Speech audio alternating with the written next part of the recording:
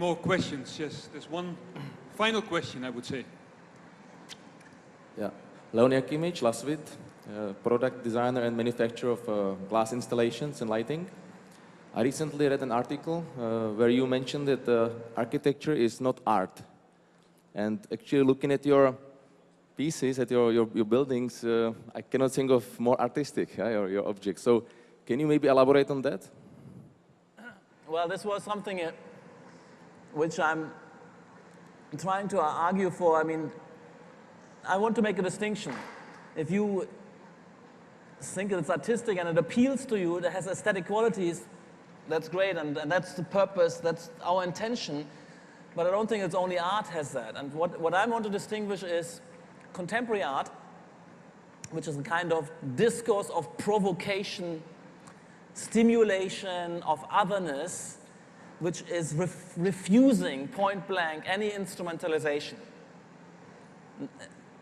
As soon as it's getting instrumentalized, it's ejected from the art world. Just a statement about how this social domain of the art world works and is different from the design world, right? Now we get stimulated, we sometimes enter the art world as architects when we're developing some things which has no instrumentality yet. It doesn't work yet. We don't know what it's good for. And at that point, we're just experimenting with form, with manufacturing, with shape, with material. At that point, it exists in the art world, but we are not professional artists who are kind of get lost there. We go dip into the art world and creating works of art which are later on instrumentalized to become designs. But a design is something more ambitious, or it's something different anyway. It really intervenes in everyday life and serves the purpose, and is not only, although it's sometimes designs do it as well, it's not only provoking and confronting us with something other, with other possibilities. It is a real possibility now, even though it has perhaps on top of it moments of provocation within it. It needs to function in the everyday. And that's what I make the distinction. And this distinction is new, because this kind of strange art world which we engage with and which every contemporary society has didn't exist in the 19th century nor in the 18th and 16th century. There that was the arts. It was sculpture, painting, architecture was all in one cast.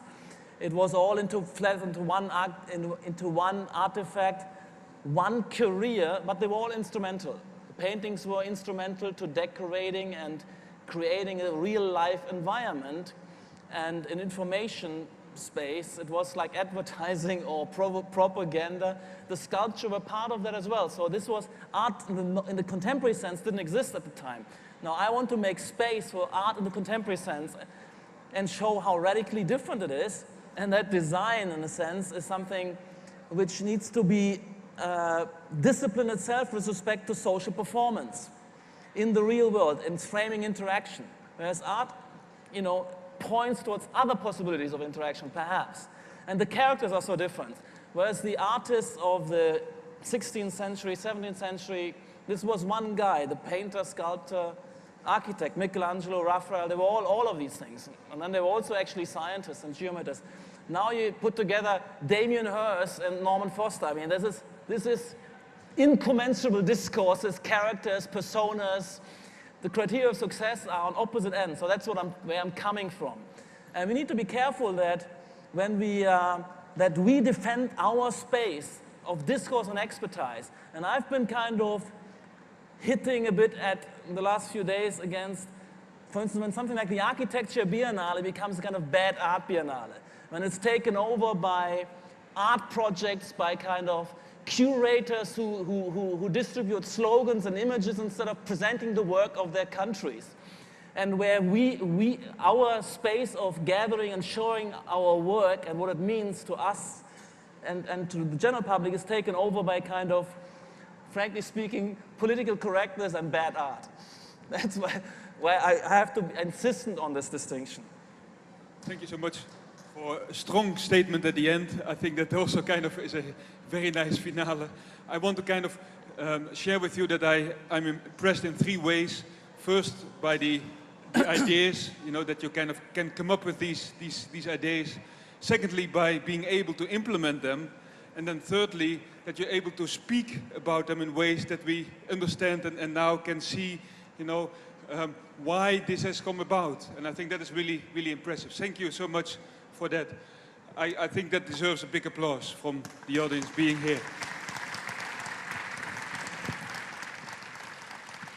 I want to share with the audience also, this was the very first lecture after the grand opening, but this will not be the final one. We have another coming up tomorrow. We have Kigge Hevit. She will speak about social innovation on Thursday. Then on Friday, we have Richard Goossens, who will speak about design for healthcare. And then in April, we have also a very big speaker coming up who will interact with the students, which is Thomas Hedderwick. We are very proud to announce that also to you today. So this kind of concludes the session. Thank you so much for being here, and I hope to see you again coming back. And please enjoy the exhibition that we have. Please enjoy the Innovation Tower. Thank you very much.